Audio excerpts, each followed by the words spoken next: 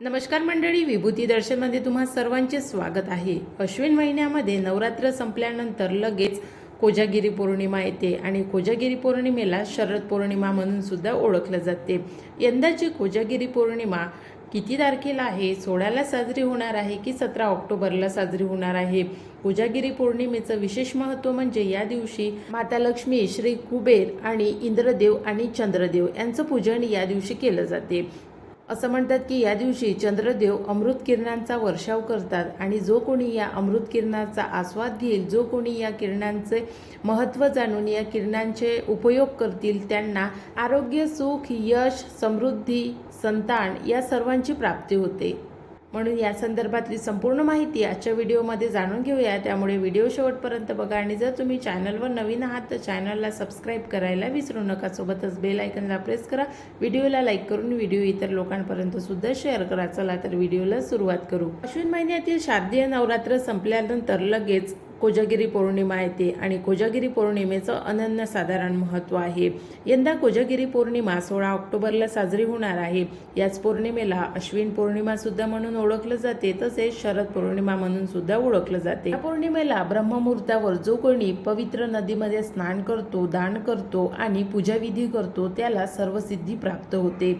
या दिवशी दीपदानाला सुद्धा खूप महत्त्व आहे, म्हणून कोजागिरी पौर्णिमेला दीपदान सुद्धा केलं जाते। यंदा कोजागिरी पौर्णिमा 16 ऑक्टोबरला साजरी होणार आहे, मात्र ती रात्री 8:41 प्रारंभ होणार आहे आणि 17 तारखेला सायंकाळी 4:56 समाप्त होणार आहे। त्यामुळे याच दिवशी म्हणजे 16 ऑक्टोबरला या दिवशी चंद्राखाली खीर ठेवायची आहे। आपण सर्वजण या दिवशी बासुंदी घोटत असतो चंद्राच्या किरणाखाली, आणि आजकाल तर घरामध्येच बासुंदी घोटून ती फक्त चंद्राच्या किरणाखाली थोड्या वेळापुरती आपण ठेवतो, पण चंद्राच्या किरणाखाली घोटलेली बासुंदी हिला खूप जास्त महत्त्व आहे आणि ती औषधी गुणांनी युक्त असते।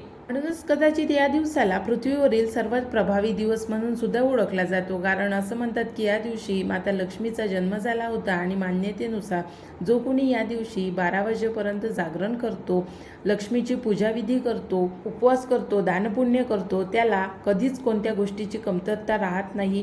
त्याचा भंडार साक्षात माता लक्ष्मी, श्री कुबेर, इंद्रदेव आणि चंद्रदेव हे भरतात। तर त्यामुळे या दिवशी उपवास करावा, शक्य झाल्यास नदीमध्ये स्नान करावं आणि जर शक्य होत नसेल तर मग आदल्या दिवशी जाऊन नदीवरील पाणी आणून त्या पाण्याने स्नान करावं आणि घरातील सर्वांना त्या नदीतल्या पाण्याने स्नान घालावं। त्यानंतर लक्ष्मी, कुबेर, इंद्रदेव आणि चंद्रदेव यांचं पूजन करावं, कारण या दिवशी या देवतेंना पूजलं जाते, त्यांची उपासना केली जाते आणि या दिवशी दीपदान सुद्धा केलं जाते।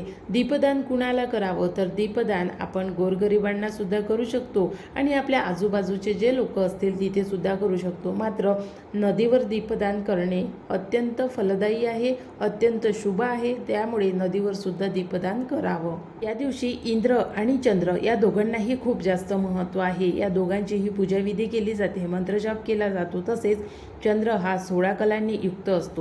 त्या 16 कला कोणत्या आहेत तर पहिली कला म्हणजे भू, जो पृथ्वीच्या मोठ्या क्षेत्राचे सुख भोगणारा आहे तो म्हणजे भू। त्यानंतर कीर्ती, ज्याला चारही दिशांनी यश व कीर्ती मिळते, ती दुसरी कला। त्यानंतर तिसरी कला म्हणजे इला, जो आपल्या वाणीने, भाषणाने, स्वभावाने सर्वांना मोहित करतो। त्यानंतर लीला, जो आपल्या मोहक मनोरंजनाने सर्वांना मोहित करतो। त्यानंतर श्री, श्री या कलेत पारंगत असलेली व्यक्ती भौतिक आणि आध्यात्मिक दृष्ट्या समृद्ध असते। त्यानंतर अनुग्रह, जो निस्वार्थी आणि चांगले वागतो, कुणाप्रतीही वाईट तो चिंतित नाही, तो म्हणजे अनुग्रह। त्यानंतर ईशना, ईशना हा देवासारखा शक्तिशाली असतो। त्यानंतरची कला म्हणजे सत्य, जो धर्माच्या रक्षणासाठी सत्याची व्याख्या करतो, सत्य बोलतो आणि सत्याची बाजू घेतो। त्यानंतर ज्ञान, ज्ञान म्हणजे नीर, क्षीर आणि विवेक या कलांनी संपन्न। त्यानंतरची कला म्हणजे योग, तुमचे मन आणि आत्मा एकत्र करण्याची जी कला आहे ती म्हणजे योग। योग या कलेमुळेच मनुष्याचे मन, आत्मा आणि बुद्धी एकत्र येऊन आध्यात्मिक संयोग घडून आणतो। त्यानंतर प्रहवी, प्रहवी म्हणजे नम्रतापूर्ण असलेला व्यक्ती। त्यानंतरची कला म्हणजे क्रिया, जो सर्व कार्य केवळ इच्छेने पूर्ण करतो।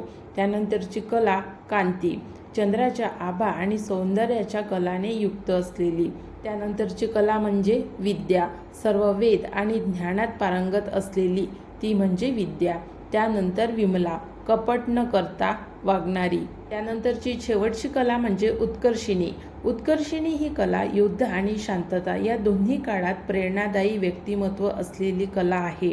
अशा प्रकारे या चंद्राच्या 16 कला आहेत आणि ह्या कला मनुष्याला सुद्धा प्रभावित करतात. प्रत्येक मनुष्याचा स्वभाव गुण या कलेनुसार असतो आणि असं म्हणतात की भगवान कृष्णच या पृथ्वीवर ज्यावेळी जन्माला आले होते त्यावेळी ते 16 कलांनी युक्त होते. त्यानंतर कुणीही 16 कलांनी युक्त झालेलं नाही. रामसुद्धा 12 कलांनी युक्त मानले जातात. म्हणून भगवान कृष्ण हे 16 कलांनी युक्त असलेले देवांपैकी एकमेव देवता आहेत आणि त्यामुळेच जो कोणी 16 कलांनी युक्त असतो तो पूर्ण आहे. म्हणून शरद पौर्णिमेच्या दिवशी चंद्रदेव 16 कलांनी युक्त असतात म्हणून ते पूर्ण असतात. वर्षभरापैकी शरद पौर्णिमा हाच एक असा दिवस आहे, प्रत्येक पौर्णिमेला त्यांच्या कला पूर्ण असतात, पण शरद पौर्णिमेच्या दिवशी त्या कला परिपूर्ण असल्यामुळे या पौर्णिमेचं विशेष महत्त्व आहे. म्हणून या दिवशी चंद्रोदय झाल्यानंतर लक्ष्मीची पूजा करावी. सकाळी तर करावीच, दानपुण्यसुद्धा करावे, पवित्र नदीमध्ये स्नानसुद्धा करावे, पण संध्याकाळच्या वेळी ज्यावेळी चंद्राची किरणे राहतात त्यावेळी लक्ष्मीपूजन करावं, कुबेरपूजन करावं, इंद्रदेवाचं पूजन करावं आणि चंद्रदेवाचं पूजन करावं. या दिवशी चंद्रोदयाची वेळ ही संध्याकाळी 5:04 सांगितलेली आहे 16 तारखेला. तर त्यामुळे 16 तारखेला चंद्राखाली खीर ठेवावी. जी बासुंदी आपण घोटतो ती चंद्राखाली ठेवावी. बासुंदीसुद्धा संध्याकाळच्या वेळीच घोटावी. जरी घरामध्ये घोटत असलो तरी ती संध्याकाळच्या वेळीच घोटावी. सकाळी कोणीही घोटून ठेवू नये, कारण चंद्राची सावली जरी त्या खिरीमध्ये पडत नसली पण चंद्राचं तत्व मात्र सर्वीकडे असते. म्हणून संध्याकाळच्या वेळीच बासुंदी घोटावी. आणि जर आपण आपल्या अंगणामध्ये टेरेसवर बासुंदी घोटत असू तर अतिशय चांगलं, ते औषधी गुणांनी युक्त असलेली बासुंदी राहते. बरेच जण या दिवशी वेगवेगळ्या बिमारींवर उपाय म्हणून चंद्राच्या किरणाखाली काही उपाय करतात आणि ते उपाय अत्यंत प्रभावी उपाय राहतात. ज्यांना दमा असेल, ज्यांना कफ जास्त राहत असेल, अशा लोकांनी चंद्राच्या किरणाखाली काही उपाय करायचे आहेत. जर तुम्हाला पाहिजे असेल तर कमेंट्स करून सांगा, नक्कीच मी त्यावर व्हिडिओ बनवेन. आता या दिवशी देवीची पूजा कशी करावी? देवीची पूजा ज्या पद्धतीने आपण दिवाळीची मांडणी करतो त्याच पद्धतीने देवीची पूजा मांडायची आहे. सर्वात आधी चौरंगावर लाल कपडा अंथरून त्यावर राशी टाकावी. राशीमध्ये आपण तांदूळ किंवा गहू दोन्ही वापरू शकतो, पण तांदूळ विशेष करून पूजनामध्ये जास्त वापरले जाते म्हणून तांदूळाची रास टाकावी. त्यावर कलश स्थापित करावा. कलश कसा स्थापित करायचा असतो मागच्या व्हिडिओमध्ये मी सांगितलेलं होतं.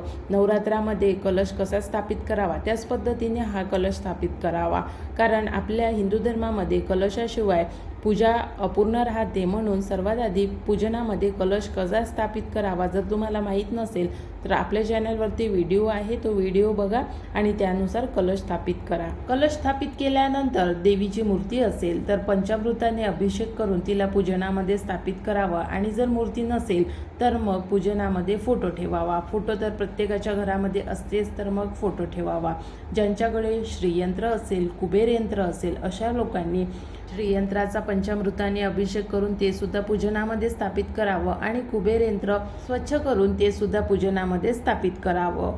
जर कमलगट्टे असतील तुमच्या घरामध्ये, तुम्ही आपल्या तिजोरीमध्ये कवड्या स्थापित केलेल्या असतील तर त्या कवड्यासुद्धा पंचामृताने अभिषेक करून या पूजनामध्ये स्थापित कराव्या आणि या संपूर्ण साहित्याची जसे श्रीयंत्र, कवड्या आणि कमलगट्टे यांचं विधिवतपणे पूजन करावं. तसेच माता लक्ष्मीचं सुद्धा पूजन करावं. हळद कुंकू अक्षदा वाहून आईला जेही फूल प्रिय आहे, जसं कमळाचं फूल प्रिय आहे तर त्यामुळे कमळाचं फूल आपल्याच्याने शक्य होत असेल तर वाहावं, नाहीतर मग लाल रंगाचे किंवा गुलाबी रंगाचे फुलं या दिवशी अर्पण करावे. या दिवशी पारिजाताच्या फुलाला खूप महत्त्व आहे. तसेच अपराजिताच्या फुलाला सुद्धा खूप महत्त्व आहे, कारण अपराजितामध्ये लक्ष्मी वास करते. म्हणून हे फूल सुद्धा या दिवशी देवीला अर्पण करावं. नंतर विधिवतपणे पूजा अर्चा संपन्न करून घेतल्यानंतर देवीला धूप, दीप, कपूर आरती करून नैवेद्य दाखवावा. नैवेद्य साधा दाखवला तरी चालेल आणि संध्याकाळच्या वेळी पूर्ण नैवेद्य दाखवावा. आपण हिंदू धर्मामध्ये प्रत्येक नैवेद्य कोणत्याही देवी देवतेला दाखवा त्यावर तुळशीपत्र ठेवत असतो. मात्र या दिवशी तुळशीपत्र कोणत्याही वेळेमध्ये तोडू नये, ते सकाळीच तोडून घ्यावं आणि संध्याकाळच्या वेळी जो नैवेद्य आपण देवीला दाखवतो त्यावर हे तुळशीपत्र ठेवावं आणि जी बासुंदी आपण घुटलेली आहे त्यावर सुद्धा हे तुळशीपत्र ठेवावं. अशा पद्धतीने देवीला संध्याकाळच्या वेळी नैवेद्य दाखवावा पूजाविधी संपन्न झाल्यानंतर. त्यानंतर मंत्रजाप, कनकधारा स्तोत्र, लक्ष्मी मंत्र, सहस्त्रनाम, लक्ष्मी सहस्त्रनाम याचा पाठ करावा. कुबेर मंत्र आणि लक्ष्मी कुबेर मंत्र याचा जाप केल्यामुळे सुद्धा चांगला फायदा मिळेल. तर अशा पद्धतीने कोजागिरी पौर्णिमेच्या दिवशी संपूर्ण विधिवतपणे माता लक्ष्मी, श्री कुबेर, इंद्रदेव आणि चंद्रदेव यांचं पूजन करावं. तसेच या दिवशी दीपदानाला विशेष महत्त्व आहे, म्हणून या दिवशी नदीमध्ये स्नान केल्यानंतर तिथेच दीपदान सुद्धा करावं आणि आपल्या आजूबाजूला सुद्धा दीपदान करावं. या दिवशी लोकांना घरी बोलावून दीपदान केलं जाते, म्हणजेच या दिवशी त्यांना दीपदान केला जातो. दीपदानासोबतच या दिवशी वेगवेगळ्या वस्तूंचं दान केल्या जाते, जसे तांदूळ दान केल्यामुळे लक्ष्मी प्रसन्न होते. दूध सुद्धा गोरगरिबांना दान केल्यामुळे सकारात्मकता निर्माण होऊन आर्थिक संकट दूर होतात. त्यानंतर या दिवशी चंदन सुद्धा दान केले जाते. चंदन हे भगवान विष्णूचं अतिशय प्रिय आहे, त्यामुळे भगवान विष्णूचा आशीर्वाद प्राप्त करण्यासाठी या दिवशी चंदन दान केलं जाते. कारण भगवान विष्णू माता लक्ष्मीचे पती आहेत, तर त्यामुळे या दिवशी चंदन दान करावं. माता लक्ष्मी आणि भगवान विष्णू यांची दोघांचीही कृपा राहील. कपडे दान करावे, फळे दान करावीत. या दिवशी गूळ दान करावा, तीळ दान करावे आणि दीपदान एवढ्या प्रकारचं दान सांगितलेलं आहे. आणि सर्वात महत्त्वाचं म्हणजे भोजनदान, अन्नदान हे सर्वश्रेष्ठ दान आहे. ज्याने शक्य होत असेल अशा लोकांनी अन्नदान करावं. आणि कोणत्याही प्रकारचं करतेवेळी मनामध्ये कोणत्याही प्रकारचा भाव उत्पन्न न होऊ देता दान करावं, तरच दानाला महत्त्व असते. अशा पद्धतीने कोजागिरी पौर्णिमा प्रत्येकाने साजरी करावी. आणि कोजागिरी पौर्णिमेला लक्ष्मी, कुबेर, इंद्रदेव यांची पूजा कशी करावी, तसेच यांची पूजा केल्यानंतर यांचा मंत्र आहे, तो मंत्र कोणता आहे, जो मंत्र कोजागिरी पौर्णिमेला जर उच्चारण केला तर आपल्या सर्व समस्या दूर होतात. व्हिडिओ बघण्यासाठी चॅनलला सबस्क्राईब करा.